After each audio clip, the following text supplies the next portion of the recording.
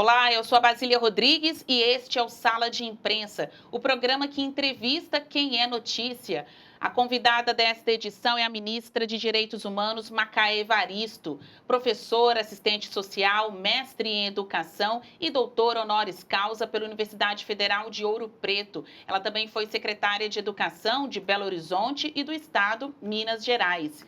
Junto comigo aqui nos estúdios do SBT News, uma bancada feminina para conduzir esta entrevista. A setorista de Judiciário, Paola Cuenca, é quem cuida dos assuntos de justiça por aqui. Do outro lado, Marcela Matos, analista de política do SBT News.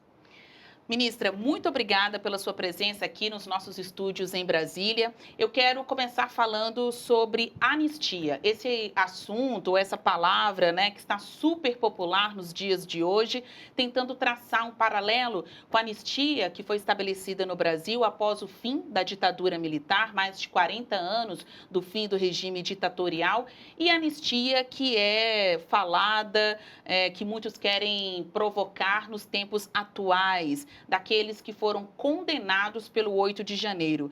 É possível mostrar semelhanças, traçar mesmo esse paralelo entre a anistia do passado e uma eventual anistia para o hoje? Muito obrigada pela sua presença aqui. Obrigada, Basília, obrigada a todos os colegas que estão aqui nessa bancada. Primeiro, que eu acho que é uma tentativa de confundir a população, a gente usar conceitos dentro de processos históricos que não têm nenhuma semelhança. Quando se fala de anistia, no período da ditadura militar, nós estamos falando de anistiar aquelas pessoas que estavam lutando por democracia. E estavam lutando por democracia contra uma ditadura. Pessoas que muitas vezes elas foram exiladas, elas foram proibidas de falar, pessoas que foram assassinadas, foram vítimas de desaparecimento forçado e assassinato por parte de violência do Estado brasileiro. Então, no processo, da gente colocar fim à ditadura militar, se construiu uma proposta de anistia para permitir que várias pessoas, políticos que tiveram seus mandatos cassados porque defendiam a ditadura, artistas que por seus posicionamentos políticos ficaram fora do país, não podiam retornar ao país. Então, se trabalhou essa perspectiva de anistia no sentido da gente começar um novo tempo. A lei de anistia, essa lei de anistia da ditadura, ela teve um problema, e esse problema se reflete hoje.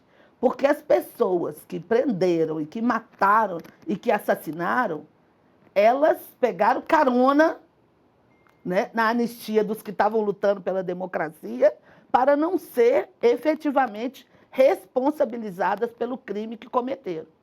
É isso que faz, no âmbito do Ministério dos Direitos Humanos, a Comissão sobre Mortos e Desaparecidos Políticos da ditadura militar. Porque houve anistia para os dois lados, tanto os guerrilheiros ou aqueles que se revoltavam contra o regime, o governo da época, quanto os agentes de repressão, desse movimento contra o governo dos militares.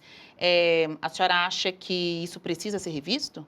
Quem luta contra a ditadura, contra um Estado autoritário, a gente não pode enquadrar nesse desenho de guerrilheiro, porque a gente precisa lembrar que os direitos estavam cerceados. O direito de uma imprensa livre, o direito do voto, o direito de escolha de prefeitos, vereadores, deputados. Nós não tínhamos um judiciário com autonomia. Então, quando nós estamos falando de ditadura, nós estamos falando de um regime de exceção. Nesse momento, a gente está falando o contrário.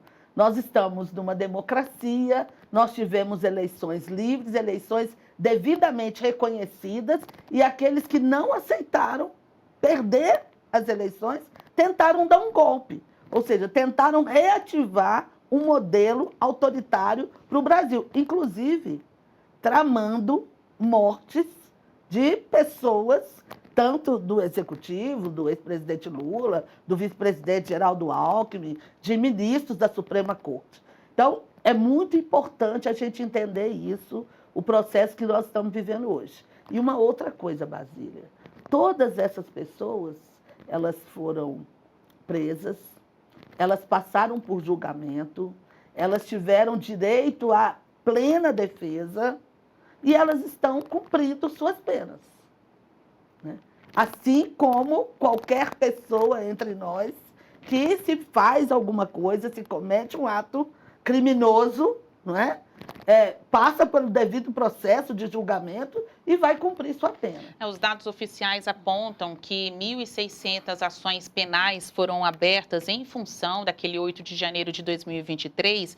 Muitas dessas pessoas foram condenadas, mas neste momento, de acordo com dados do Supremo Tribunal Federal, há cerca de 100 pessoas presas, né? De fato, muitas pessoas vieram aqui, tomaram a esplanada dos ministérios, foram julgadas, investigadas, julgadas, condenadas por aquilo, mas quem ainda está na cadeia? A gente conhece alguns casos, né, que ganharam grande repercussão, a gente sabe exatamente de casos pontuais, mas indo numericamente aos fatos, ainda há cerca de 100 pessoas presas. Mas é importante a gente lembrar que, por exemplo, ainda hoje, a nossa comissão de presos e desaparecidos políticos da ditadura militar, nós buscamos por remanescentes ósseos de várias pessoas que lá atrás, dentro de um regime autoritário, foram buscados em sua casa pela Força de Segurança do Estado e nunca mais apareceram. Ou apareceram, como esse ano a gente identificou nos remanescentes ossos da vala de Peru, nós identificamos 2 pessoas tidas como desaparecidas, mas a gente sabe que elas não desapareceram. Elas foram levadas por força de segurança do Estado. E o Estado tinha que ter responsabilidade sobre essas vidas. E essas pessoas foram assassinadas. Então, não dá para misturar, não é? A palavra é a mesma, anistia, mas não dá para misturar uma conjuntura política com outra conjuntura política. Nós estamos falando de contextos muito diferenciados. Paula? E, ministra, é algo que até chama a atenção que muitos deputados, muitos senadores que são do campo político da direita têm usado muito justamente o termo dos direitos humanos nas últimas semanas para se referir justamente às condições dessas pessoas que foram presas em virtude das depredações de 8 de janeiro, ou até mesmo do caso do ex-presidente Jair Bolsonaro, que já é uma exceção porque ele está em uma sala de Estado-Maior, dentro da Superintendência da Polícia Federal. Ao ter esse levante da preocupação sobre direitos humanos, na situação de pessoas apenadas, desse campo que, na verdade, é um campo que lutou pelo fim das saídas temporárias, por exemplo, a senhora vê que é possível abrir um diálogo, talvez, com esses parlamentares sobre essa situação, por exemplo, de apenados, de situações de direitos humanos? O que eu acho que é muito triste nesse processo, né, é que o Brasil, ele segue, alguns setores da sociedade brasileira, segue tendo 2 pesos e 2 medidas. Quando a gente discute a situação prisional no Brasil, e quando nós falamos, por exemplo, de jovens, de adolescentes, da periferia, de vilas e favelas, que passaram a sua vida muitas vezes desprovido de todo e qualquer direito, essas pessoas sempre falam em ampliação de penas. Esse mesmo grupo que hoje pede redução de pena, né? E aí vamos dizer, as penas nem são tão longas, né?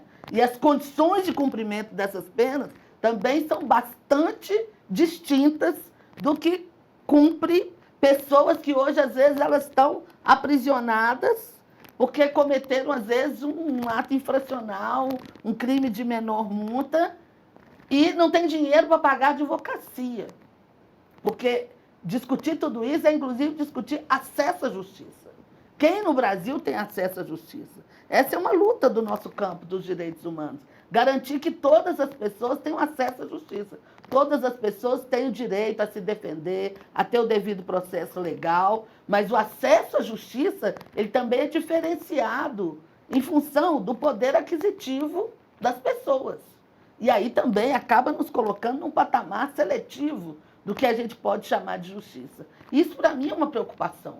E é uma preocupação quando a gente vê uma outra, vamos dizer assim, um outro campo, né, um outro poder, que é o legislativo, construindo uma dinâmica de normativas diferenciadas quando se trata do andar de cima e quando se trata do andar de baixo. Marcelo? Ministra, boa tarde. Ainda continuando um pouquinho nesse assunto para a gente continuar, o Congresso aprovou a tal dosimetria. Não foi uma anistia, foi uma dosimetria que prevê essa redução de penas. E o argumento oficial, pelo menos por parte desses parlamentares que defenderam essa redução das penas, era não olhar o andar de cima, mas o olhar de baixo dessas pessoas que participaram das manifestações, às vezes ali como massa de manobra, entraram ali no Congresso Nacional, às vezes não quebraram nada, enfim. Eles usam esse perfil para defender uma redução das penas. A minha pergunta é, o governo poderia fazer um gesto, que é o que eles argumentam, um gesto de pacificação e defender uma redução de penas nesse sentido para essas pessoas que não necessariamente se envolveram na liderança, no financiamento, mas estavam ali de alguma maneira manifestando? Mas é importante considerar que para todas essas pessoas nos processos, no âmbito do próprio judiciário, foi oferecido possibilidades de acordo. E que muitas dessas pessoas que estão presas, elas se recusaram a esses acordos. Então, o que é complexo é porque, quando a gente cria uma norma dessa natureza, nós não estamos olhando individualmente os casos. Nós estamos fazendo uma norma coletiva. Porque se o debate fosse vamos olhar os casos específicos, a gente olharia isso no âmbito do processo. Porque os processos eles foram individualizados. A normativa ela não é individualizada. Chegou a haver algum movimento, ministra, de procura até desses deputados e senadores interessados em talvez verificar com o governo medidas mais satisfatórias ou melhores para essas pessoas que estão apenadas? Algum tipo de diálogo nesse sentido? Eu posso contribuir pouco com essa pergunta que você me faz, porque a gente tem o Ministério, né? Por exemplo, nós temos o Ministério que cuida das relações institucionais e das negociações do governo com o Congresso Nacional, que está mais afeto a esse tema. Uhum. Então, eu não entro exatamente nessa equação e nesse debate no momento de sentar na mesa. Então, eu não posso te trazer detalhes, riquezas de detalhes. Falando em conexão de assuntos, né, a senhora ministra de Direitos Humanos tem uma ligação direta com o tema justiça, né? Em alguns momentos até de desenho da esplanada dos ministérios, há especialistas que acham que deveria ser uma pasta só, né? Pasta de Direitos Humanos e Justiça, tudo junto ali. O que não aconteceu, até por ser uma característica desse governo de atender a essa base eleitoral que é formada por minorias, né? Mulheres, gays, crianças, né? A pauta de crianças, idosos, enfim. A senhora acha que o governo Lula tem entregado para a população que contratou isso nas urnas em 2022 o que ela esperava? Bom, eu vou falar do nosso ministério, mas especialmente eu quero falar de algumas políticas. Política para criança e adolescente, política para a população idosa, política para a população LGBTQIA+, mas no âmbito dos direitos humanos, a gente dialoga com a questão da violação de direitos humanos de quem está em situação prisional. Somos nós que trazemos o olhar e trabalhamos com a política para a população migrante, refugiada e, recentemente, os repatriados para o Brasil. Então, dentro do Ministério dos Direitos Humanos, nós temos uma série de agendas que nós estamos todo o tempo atentos, e é um ministério que funciona em muito diálogo com outras áreas. Por exemplo, para que a gente possa avançar na política para a população idosa, né? Nós estamos acabando, eu estou saindo agora da Conferência Nacional de Políticas para a Pessoa Idosa, que envolveu mais de 2.500 municípios, realizaram conferências municipais. Todos os estados e o Distrito Federal fizeram conferências estaduais e nós estamos agora, nessa última semana, fazendo a Conferência Nacional. Isso para tratar de políticas para a população idosa, que passa por moradia, que passa por acesso e garantia de acesso à saúde, que passa por acesso à justiça, que pensa esporte, um envelhecimento saudável e um reconhecimento de que as pessoas, né, o direito ao envelhecer, ele é diferenciado. Ontem nós tivemos uma conferência muito bacana da Conceição Evaristo e ela começou a conferência falando que se envelhecer, né, poderia ser lido como uma vitória ou como uma tragédia. Sua irmã, né? Ela não é minha irmã, não. Ela é minha prima. É bom que todo mundo aí fica achando que ela é minha irmã. Mas é muito interessante isso. Porque, para muitas pessoas, né, envelhecer, ela envelhece de maneira saudável, tem acesso a práticas esportivas, tem acesso à cultura, teve ao longo da sua vida acesso à educação e chega na velhice com uma outra condição física, né, e de acesso a bens e serviços. Para algumas pessoas, e aí nós temos atuado muito, por exemplo, dentro de grandes centros urbanos e periferias e favelas, que a gente tem um envelhecimento e, por exemplo, a gente tem acompanhado muito pessoas que sofrem, por exemplo, de diabetes e mulheres negras, que com 55, 60 anos já estão amputadas em função do diabetes. Então, envelhecer no Brasil, né, também está ligado a ter acesso ou não. Então, quando a gente pensa esse ministério, às vezes as pessoas pensam assim, mas para que esse Ministério de Direitos Humanos? Por que essa agenda? Por que essa pauta? Porque no nosso país, a democracia ela foi muitas vezes interrompida. Então, nós fomos construindo estruturas para garantir políticas de bem-estar e aí nós somos interrompidos. E isso custa alto para o conjunto da população brasileira. Fazendo um link desse assunto, a senhora tratou da população negra, né, a Conceição Evaristo, que é a sua prima, não é a sua irmã, é autora de livros, de pensamentos, enfim, de bases teóricas até para que nós, negros, possamos compreender um pouco mais da nossa existência, ministra. Aquela frase, eles combinaram de nos matar, mas nós combinamos de não morrer, é da Conceição Evaristo, por exemplo, só para vocês terem aí no radar, nosso público aqui no SBT News.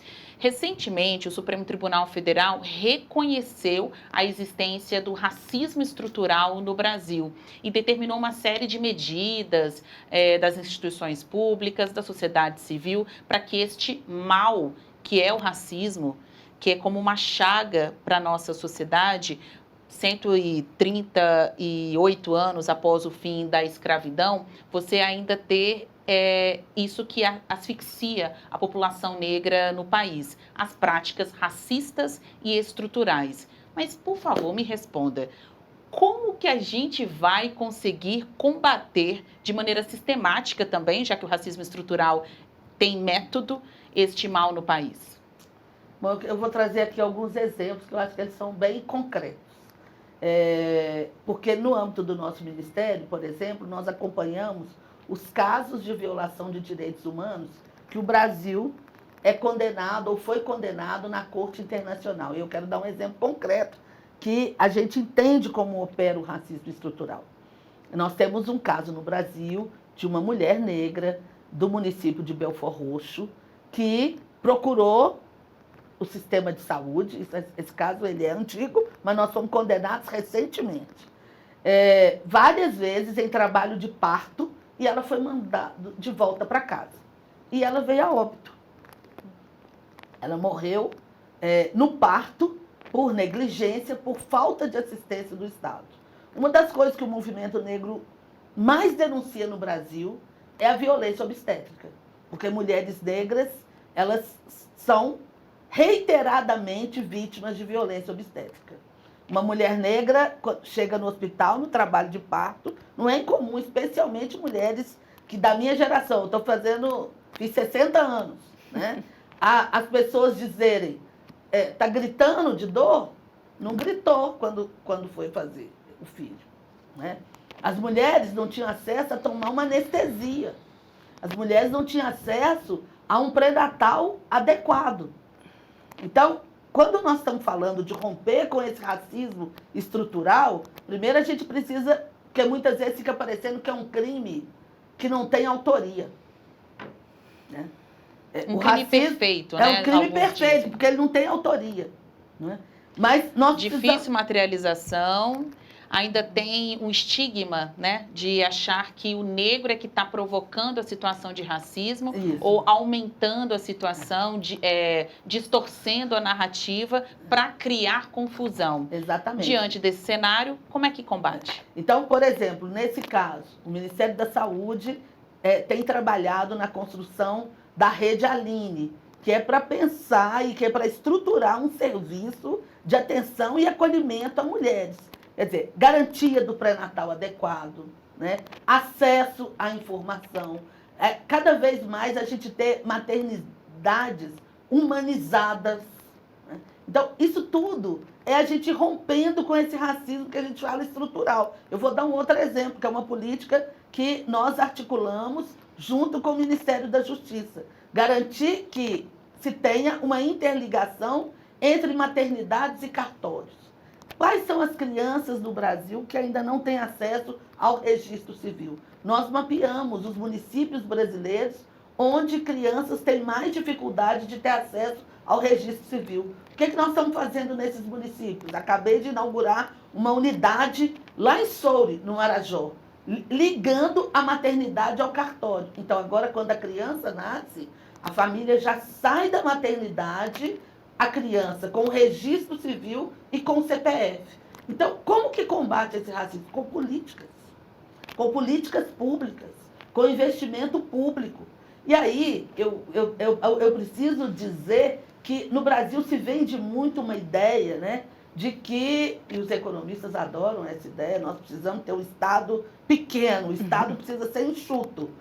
Mas o Estado enxuto, ele é sempre pensado, um Estado que investe muito pouco na população mais empobrecida do país, e um Estado que pega todas as riquezas do Brasil e coloca na mão daqueles que sempre tiveram mais e mais e mais. Ninguém questiona os investimentos, né, por exemplo, do Plano Safra para a agricultura em larga escala. Todo mundo acha que isso é justo, que é adequado, que o Brasil precisa disso. Mas muita gente questiona o investimento adequado para a agricultura familiar. Então, como que a gente supera, né? Como que nós superamos esse racismo estrutural? Construindo políticas públicas efetivas, ações afirmativas. Os dados mostram. Eu era do Ministério da Educação em 2012, quando nós aprovamos a Lei de Cotas. Eu era secretária de Diversidade e Inclusão. Eu lembro que aqui em Brasília, um jornal muito conhecido aqui, um dia depois da Lei de Cotas, fez uma matéria dizendo que era o fim das universidades brasileiras. Porque agora os pretos iam chegar na universidade. Não é? O que a gente viu tanto tempo depois? Nunca as universidades brasileiras elas tiveram tanta pluralidade de pessoas. Pela primeira vez, as universidades brasileiras incorporaram estudantes das escolas públicas, porque os estudantes das escolas públicas não tinham acesso ao ensino superior e nunca as universidades brasileiras elas foram tão competentes, tão potentes, estão pontuando nos rankings internacionais como universidades de excelente qualidade.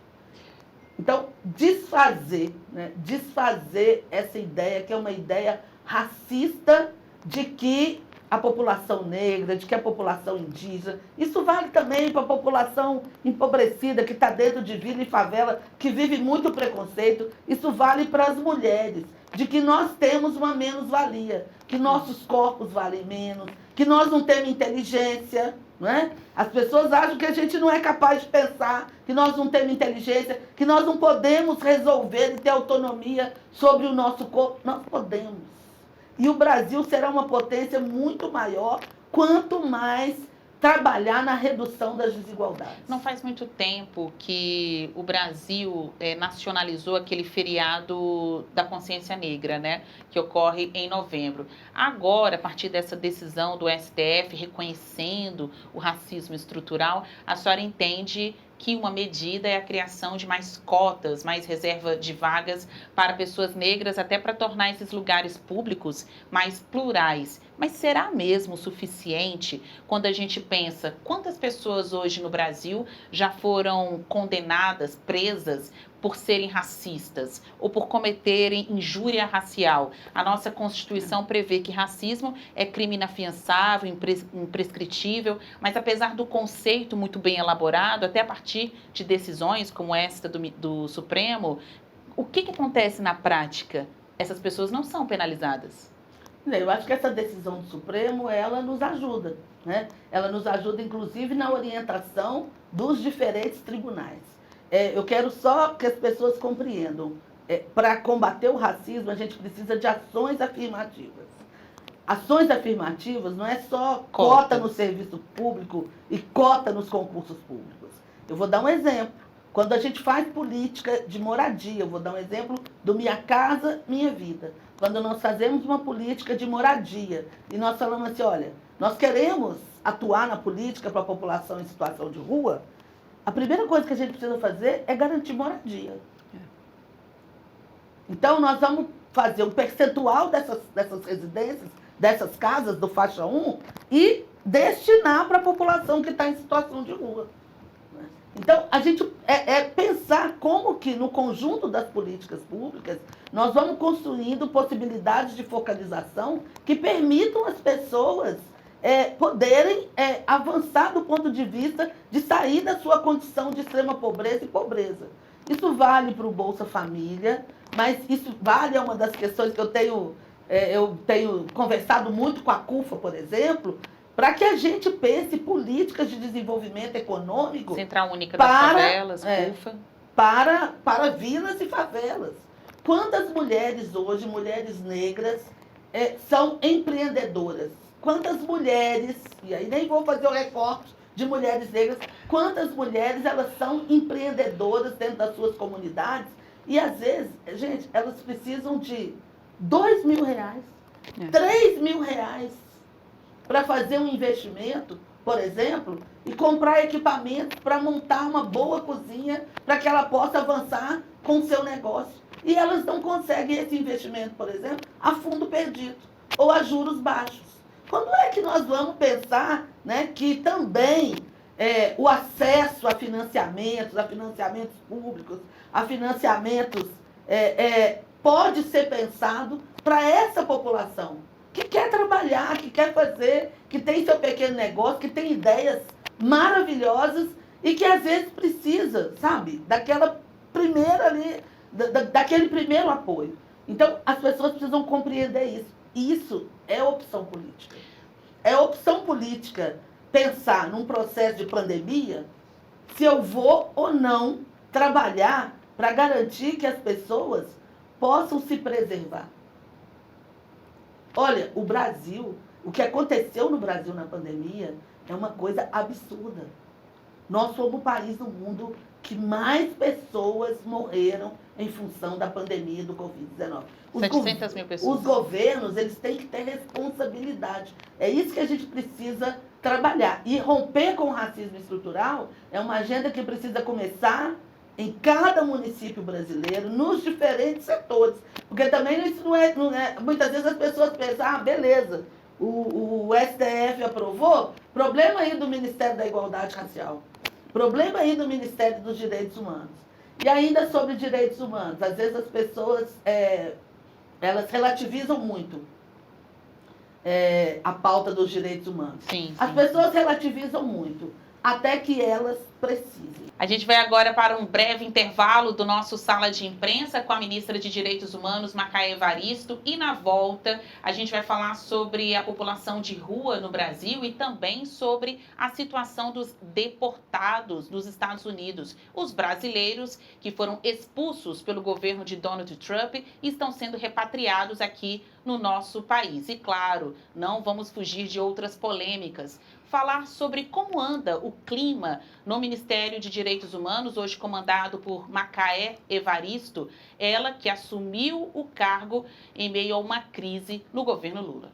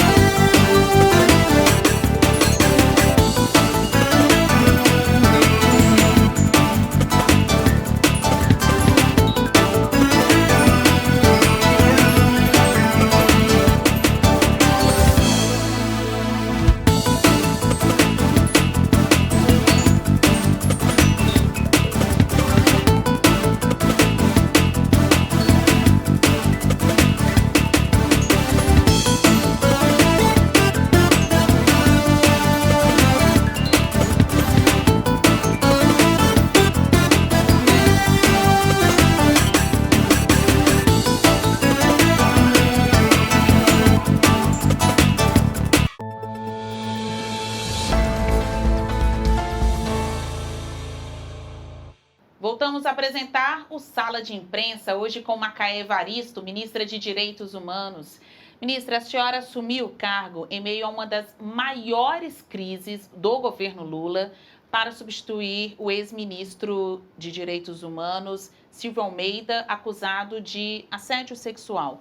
Esse caso foi investigado pela Polícia Federal, nunca ficou provado, está em julgamento no Supremo Tribunal Federal, né? Segue ali no gabinete do ministro André Mendonça. Não há prazo para que isso vá, de fato, à análise dos demais ministros, mas ficou esta lacuna dentro da história dos direitos humanos neste governo. Como se resolveu isso dentro da pasta? Como esse caso envolvendo o Silvio Almeida ainda ecoa dentro do Ministério de Direitos Humanos? Olha, os desafios dos direitos humanos no Brasil, eles são gigantescos. E eu sempre gosto de reafirmar para a equipe do Ministério e para todo mundo que a instituição Ministério dos Direitos Humanos, ela é muito mais importante e maior do que qualquer nome que ocupe o Ministério. Porque nós passaremos bem, passaremos não tão bem, com problemas, com acertos, com erros.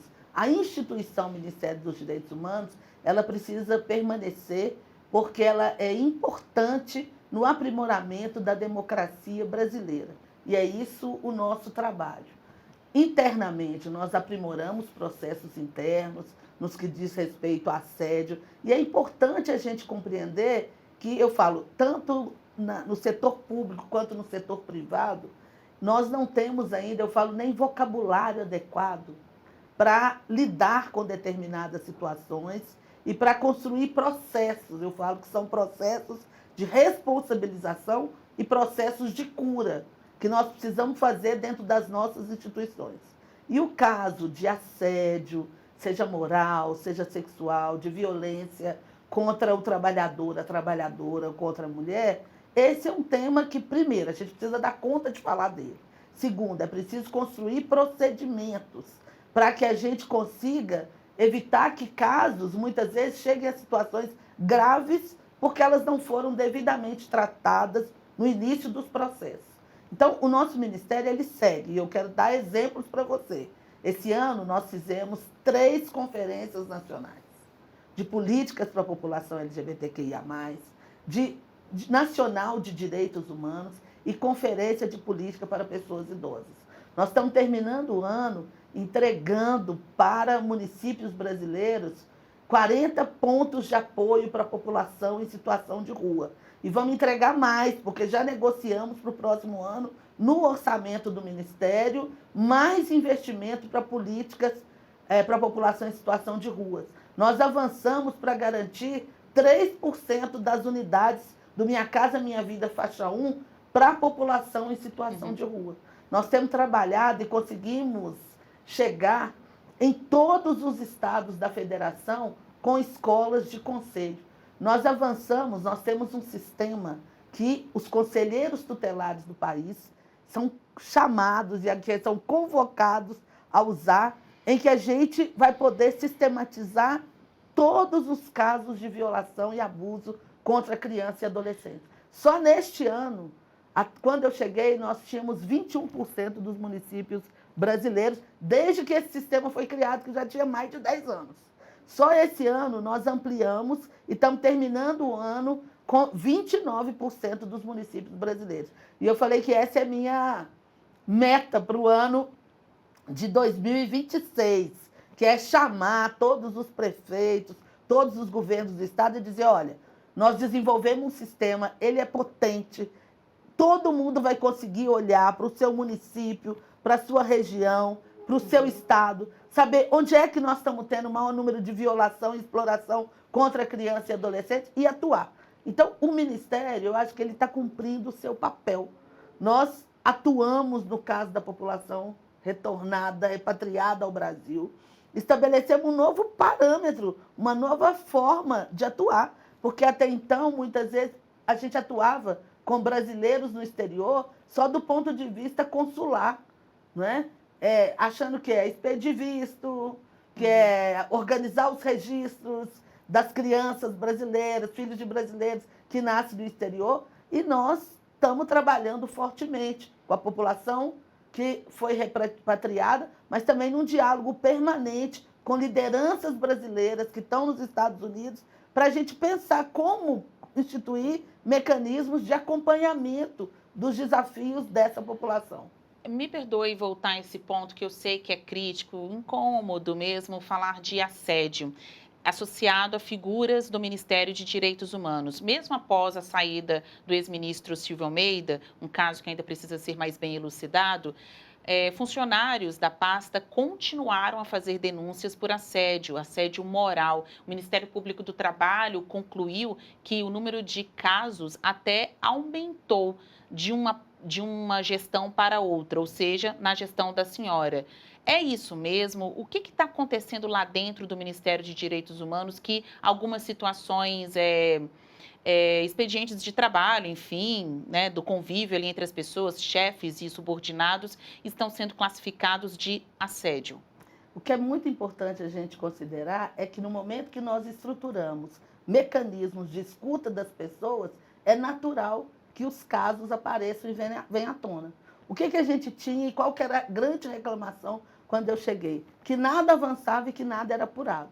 Então, nós criamos espaços, nós fortalecemos a corregedoria, fortalecemos a ouvidoria e criamos, dentro da Ouvidoria Nacional de Direitos Humanos, um setor específico para a ouvidoria interna do Ministério dos Direitos Humanos. Nós organizamos um serviço de atendimento psicossocial para trabalhadores e trabalhadoras, e é isso mesmo, a gente precisa falar sobre isso, as pessoas precisam se sentir confortáveis para procurar o serviço, para denunciar, e a gente tem que também fazer a devida apuração, porque isso também é uma questão importante. Quando a gente não fala e quando a gente não cria procedimentos, muitas vezes o que vale é muito só o sentimento ou a representação que a gente tem sobre determinados fatos. A partir do momento que a gente começa a aprofundar, a falar, a dialogar, a orientar os gestores, né, esse processo, num primeiro momento, ele pode até parecer que ele está se alargando, mas, na verdade, o que a gente está é conseguindo dar consequência às demandas que estão colocadas. Marcela? Ministra, jogando ali para frente, olhando para o ano que vem, a senhora tem também a missão, o presidente Lula pediu ali um pacto para o combate ao feminicídio, que é uma agenda urgente. A gente vê essa escalada da violência contra a mulher e parece, inclusive, que isso chega atrasado. Assim, é uma política chegando atrás para tentar conter um problema que estão matando as mulheres. O que é possível fazer a curto prazo para tentar conter essa violência, essa onda de violência contra as mulheres? Bom, nós estamos lutando contra uma cultura, contra uma cultura que ela é machista. E nós falamos de feminicídio, mas, no caso, no nosso ministério, nós falamos da violência contra a criança e adolescente. Nós falamos da violência contra as meninas. Por exemplo, tem um dado que chama atenção e, muitas vezes, ele é naturalizado. É um dado do IBGE falando, por exemplo, sobre casamento infantil, que no Brasil, mais de 30 mil casos de casamento de meninas entre 10 e 14 anos. As pessoas não consideram isso violência? Então, o chamado do presidente Lula, eu acho que vai nos possibilitar que a gente traga à tona muitas questões que ainda são muito difíceis de serem enfrentadas pelo conjunto da sociedade brasileira. Nós precisamos olhar, quando nós fechamos os olhos e a gente diz que é normal ter um casamento formal entre uma menina, que é uma criança, de 12 anos, e um adulto, né? Isso é violência, isso é abuso, isso é estupro, e nós precisamos olhar para isso, não podemos normalizar esse tipo de situação. Eu acho que nós vamos avançar muito, sabe? Quando o presidente da República ele encarna essa agenda e ele chama. Essa semana nós fizemos uma reunião, várias ministras do governo, o presidente da Suprema Corte, o presidente do Tribunal Superior de Justiça, a ministra Carmen Lúcia, com o presidente, com a Janja, para tratar desse tema. Porque nós temos que começar a articular todas as ações. Então, do âmbito do meu ministério, eu estou fazendo a chamada a todos os prefeitos. Vamos olhar como é que estão sendo feitos os registros lá no sistema de proteção à criança e adolescente. Será que nós estamos elegendo conselheiros tutelares, mas nós estamos construindo condições para que eles possam registrar todos esses casos? E como é que estão sendo os encaminhamentos? Nós temos uma política de equipagem de conselhos tutelares, sejam com carros, sejam com computadores. Chegamos lá no Marajó, equipando o conselho tutelar com barcos pensados especificamente para o atendimento de crianças.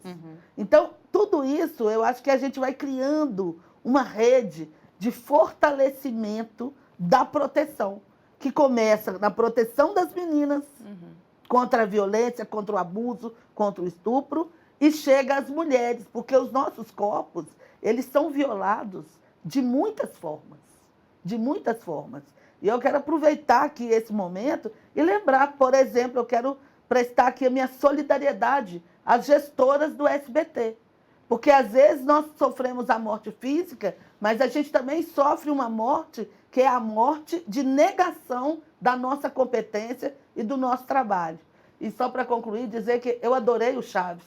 Foi maravilhoso. Então, minha total solidariedade, dizer que resposta linda, hein? Além de tudo, uma resposta que prioriza as infâncias. Adorei. Especial de Natal, vamos pensar um presente para as crianças brasileiras que elas merecem.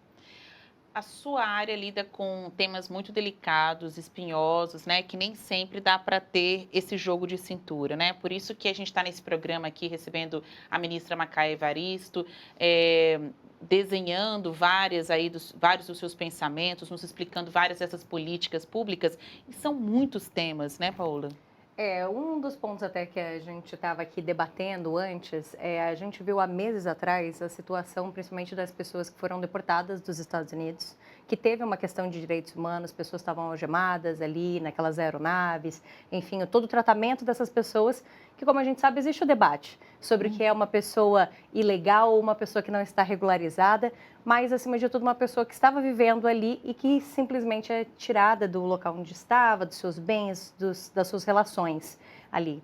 Como está essa situação hoje? Porque o que a gente vê dos Estados Unidos é que ainda há um trabalho muito grande de combate a essa imigração. Como que está a situação para os brasileiros? Ainda há muitos deportados chegando?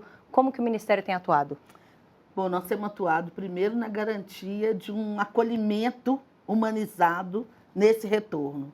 Tanto numa articulação com o Ministério das Relações Exteriores, quanto com a OIM, que é o braço da ONU que cuida da pauta de imigrantes, de refugiados. Mas nós vamos chegar ao final desse ano com mais de 3.000 brasileiros que a gente repatriados. E esses brasileiros, eles chegam aqui relatando situações muito preocupantes, das condições que eles têm nos presídios americanos. Muitas vezes eles não ficam em um lugar só, eles ficam circulando pelo país até que chega num lugar onde ele consegue ser deportado. Nós atuamos e temos uma preocupação grande na reunificação familiar, porque às vezes chega o marido e a esposa ficou para trás com o filho, ou chega a esposa com o filho e o marido ficou para trás. Então, e um outro ponto, que é essa agenda que nós construímos, que é a Operação Aqui é Brasil, de acolhimento a esses grupos, foi para a gente também ter uma leitura melhor de quem é essa população brasileira que sai do país para tentar a vida nos Estados Unidos à procura de trabalho. É uma população eminentemente masculina, fortemente masculina, numa faixa etária importante, que é numa faixa etária entre 18 e 39 anos, em sua maioria.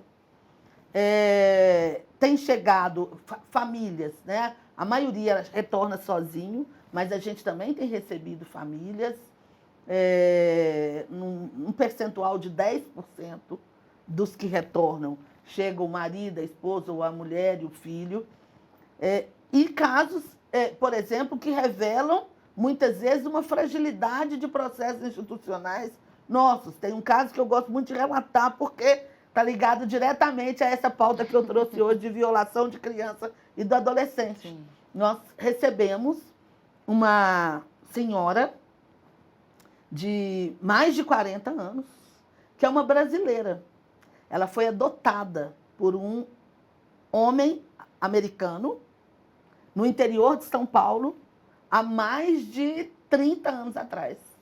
Há mais de 40 anos atrás. Ela tinha 10 anos de idade. Foi feito o papel de adoção e ela foi embora. Ela foi levada para os Estados Unidos. Ela foi abusada por esse suposto senhor que estava fazendo a adoção. Ele foi denunciado. Ela foi levada para aquelas casas, para os abrigos americanos, e ela passou a vida dela nos Estados Unidos.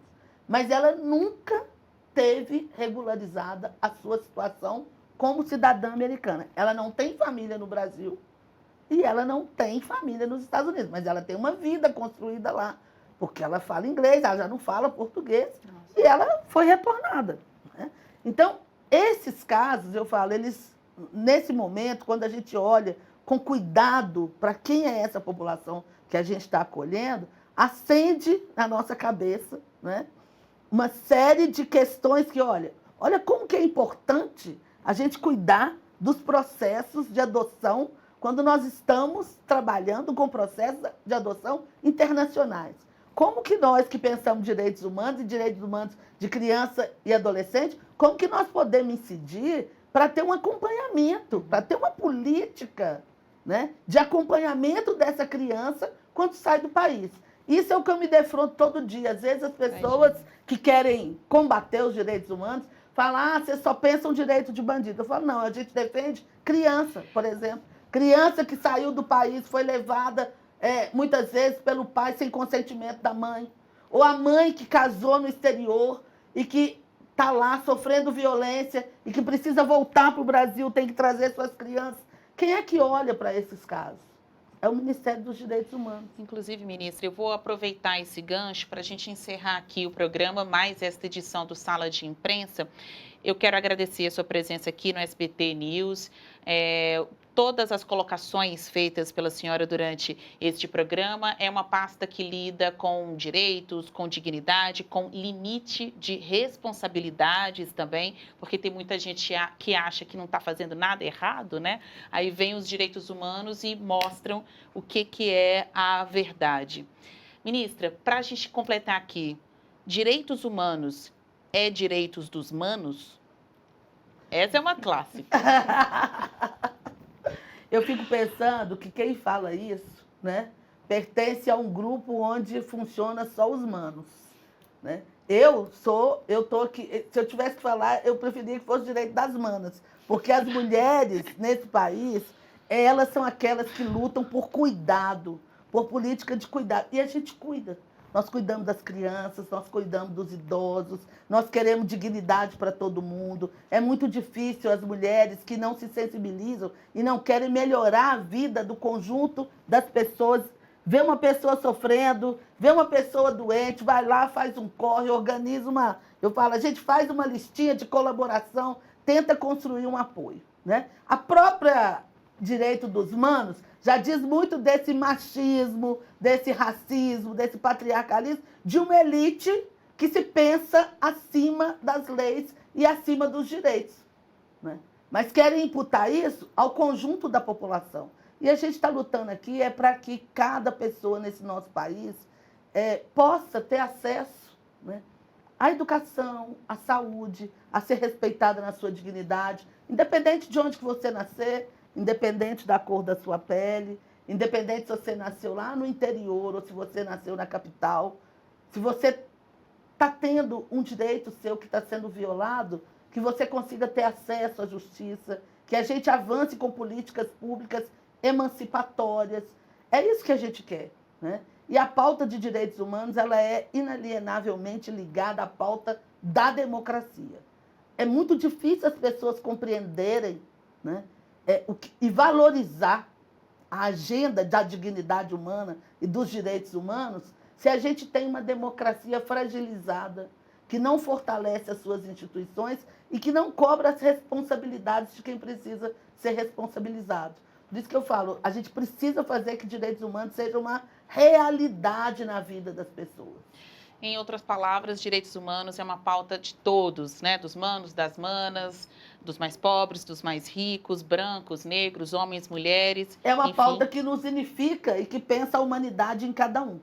E que não pode ser instrumentalizada politicamente para o mal.